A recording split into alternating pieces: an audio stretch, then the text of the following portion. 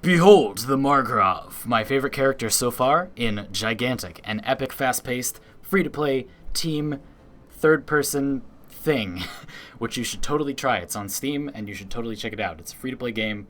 It's a huge amount of fun. I just started playing it a couple of days ago, and I've been super into it. I have almost 24 hours played in this game, and I literally, it got on Steam 3 days ago.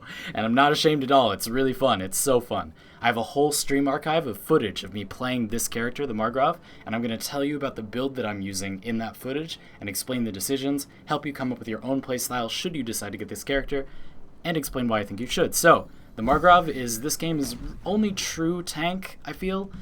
He has more health than every other character in the game, and he has a hard bullet shield. This just stops all ranged attacks, pretty much. So he's really the only character that can, hard lock down an area, the only character that will be able to take sustained fire for, a long time. So I'm going to talk about how I think you should build him. Now, we're going to talk about this mostly in stages of the game, because that's why you should pick the upgrades you should pick. So for the first stage of the game, you're going to rush out of your base, and you're going to summon your creatures, right? Like on here and wherever. So for that situation, you're going to start with 1 point. And then as your team summons all 3 creatures on your side, you're going to get enough experience to have a second point. You'll be level 2, usually, before you get into any actual combat. So what you're going to want to do is upgrade your E, left and left. This is going to give you a longer stun when you jump on people with your E, and a very long slow after they get hit. This is huge ganking potential early in the game. You can jump on an enemy, slowed, he's still slowed. You can get off a full attack combo and almost kill a low health target without them being able to move significantly, really, because you have that massive slow from your E. This is brutal ganking potential early in the game. You are not really at risk of dying because you have such a huge health pool, a hard bullet shield, the ability to charge out. You really can't die, so you can just jump on people and grief them and harass them, zone people out. If anyone jumps on your allies to try to take them out early, you can very heavily deter them from continuing by just jumping on them with your E. Your play's going to revolver on this ability because it is so strong. So, as soon as you get that upgraded, the next experience you get, as soon as you get the ability to spend another point on something, you want to upgrade your damage as soon as possible.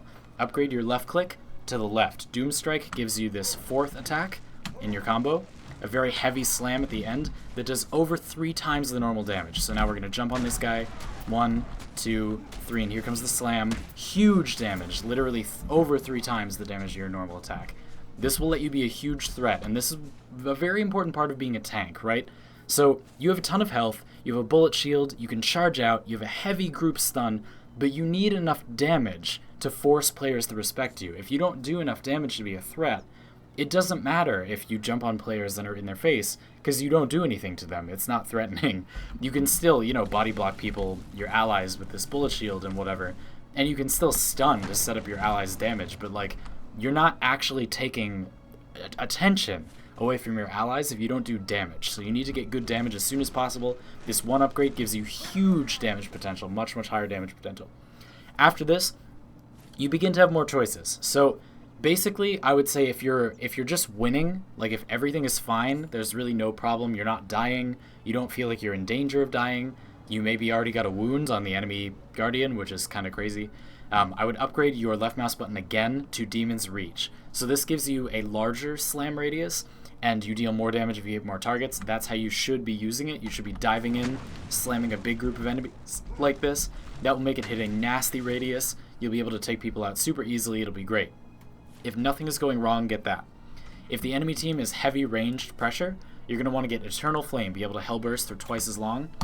This is a really long bullet shield. For a hard defensive ability against range characters, that's pretty gross. You can shut down HKs and Beckett's really hard with that skill, and block Charnock's fireballs all day. Very good. This lets your team push objectives against a heavy range team, even defend against Imanis that are trying to snipe you. Very good ability to have early. So definitely get Eternal Flame. Again, you should get all these things at some point. I'm just saying you should pick the one you need more first. So actually we're going to get that too. This is part of our build. And then if you're getting heavily melee attacked, then you're going to want to upgrade your Q to the left. This gives you double charge range. Your charge goes really far, very far. That's basically just a free sprint that you don't have to pay for, and it's really far, and then you can just still run away. You're never gonna get caught. Like, I so rarely die when I use that sprint ability. I only die when I dive the entire team and my team doesn't back me up, or like I went way too ham on like the enemy guardian or something, because that ability lets you get out of danger so fast. Like, and now I'm still running, I'm in combat, I'm still running away, like crazy. You can get so far away from people. So that's what I recommend if you're taking melee damage. What you want to do, regardless of what's happening, is get those 3 upgrades next. So once you have yourself set up like this, that's like your core build, and then after that, you're just finishing things out. So for your Clash talent, which you get when you're level 5, I believe, you're going to want to pick Impact Craters. So this makes your E, your huge, big, important ability, hit a bigger area, and during Clash, you get more focus. The focus of the end of this build is going to be focus, so you should focus on focus. I saw something like that in a Margrave guide for a different build, and I couldn't resist. So you're going to start focusing on building up focus. So the Margrave's focus skill, God, I'm saying that a lot, is this like epic ground slam thing that also is a stun, also does damage, so you can combo really hard with your E. You want to have access to that attack basically every time you engage. If you're jumping on the enemy team with your E, you want to be able to like hit a few times, maybe hellburst a little bit for a little damage on a group, and then do your F, combo into your ultimate focus ability right afterwards, so that you keep people stunned in that same area and do tons of damage. It's so powerful. You can really wipe out like multiple people very easily and keep them still for a long time, so you can do your Demon's Reach combo. Very, very powerful. So you want to upgrade that, get bigger range for your stun so you can get everybody at once, and get more focus so you can generate those focus powers really, really quick. Likewise, eventually you should upgrade your right mouse, your Hellburst, to Give 'em Hell. This reflects projectiles. Obviously good players aren't going to shoot you, but if they are bad, then you'll get a lot of free focus. And whenever you're covering people by Hellbursting in front of them so they don't get shot, your allies, you're going to get lots of focus. This builds up a huge amount of focus if people aren't paying attention. Perfect ability to use for this build. Fantastic. Now, last focus thing, you're going to want to upgrade these core things. Upgrade this so you get more defensiveness when you use your big focus skill. You're going to be taking fire when you're in the middle of a bunch of enemies like that, so you want to have more health during that time. There you are. And you can finally get even more focus generation. Perfect. You will get tons of focus this way.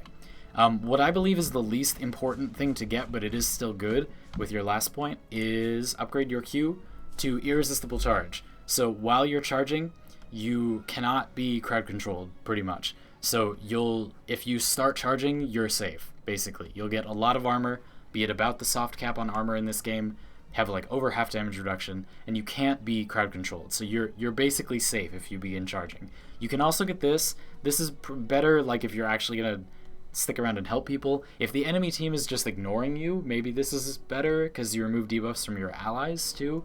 But this isn't as good for keeping yourself safe because it doesn't prevent you from being stopped once you've started getting away. Like, you want it to be that if you can get just a free instant to use your charge, you are guaranteed to be safe. And this ability does that better. So I recommend this, but they're both good. Pick whichever one you feel fits the situation.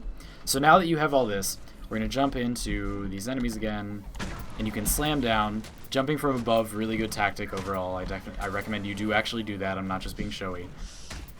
And again, you can like kind of wind up your melee combo. You don't have to like start doing it when there's someone there. Wind it up early so you get that big heavy slam like toward the end once you're actually hitting someone.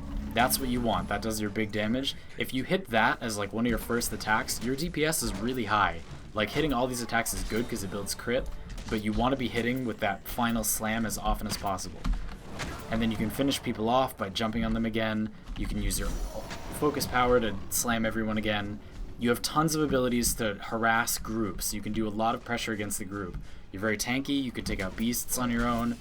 This is like, in my experience, like less, but like a good gauge of like how much health and evasion a beast is going to do. So as you can see, like you can take way more damage than this with no problem. Just fine. Very, very strong. And again, you can charge out of danger very easily, and you can jump back in at will. So This combination of powers will make you a massive threat. You can deflect fire back at people, get tons of focus, Hellburst for a really long time, deflect multiple shots of an enemy's, and you're pretty much unstoppable. So all you want to remember is, like, you are a tank. You're going to be able to get kills. You can jump on people and kill them, but you got to remember that you are still a tank too. Your team needs you to protect them. They need you to absorb hits. You need to let yourself get low on health. Like, you have enough health, you have enough escape abilities, you don't want to play defensively at all. Like, you should be almost dying and escaping with your Q, or you're not tanking enough for your team. You want to be taking lots of damage. And make sure that you are always taking any opportunity you can to block people if your allies are in the line of fire, if your allies are getting sniped at, poked at. Hold up your Hellburst, get yourself some free focus, deflect those shots. It's fantastic. That is what the Margrave is all about when you are not just jumping on people and, like, slaughtering them with your huge damage combo. So that's how I recommend you play him. Check out the stream archive that I've linked in the description for a huge amount of footage of me playing this build. My girlfriend and I went, like, undefeated for like 2 hours playing this, and she played Beckett. And it was awesome. It was really, really fun stream, so go check that out if you want to see footage of this and you want to know, like, how I recommend you do it, like how all of this comes into play when you're actually playing the game. But yeah, that's the build I recommend. If you want, like, a quick summary of, like, the order, I'll just say it quickly again right here at the end if that's helpful. So first, level 1 and 2, E left left. Then level 3, pick either your left mouse button left, your right mouse button left, or your Q left. So whichever one you want. Then do the rest of those. So left mouse button left, right mouse button left, and Q left. You should have everything upgraded to left and E upgraded left twice.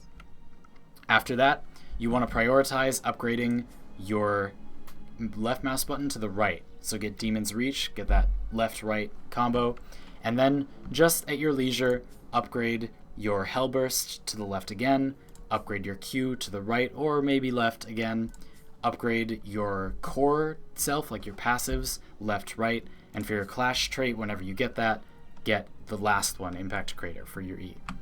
That's the build. I hope that you enjoy it. You should grab the Margrave. He's not free this week, I don't think. I don't really know how free characters work in this game, but I don't think he's free. But when he is, you should try him if you don't decide to buy him, which I recommend you do because he's awesome. And yeah, I hope you enjoy. Let me know if you need any help. If you like this game, I hope you had a good one. I'll see you next time.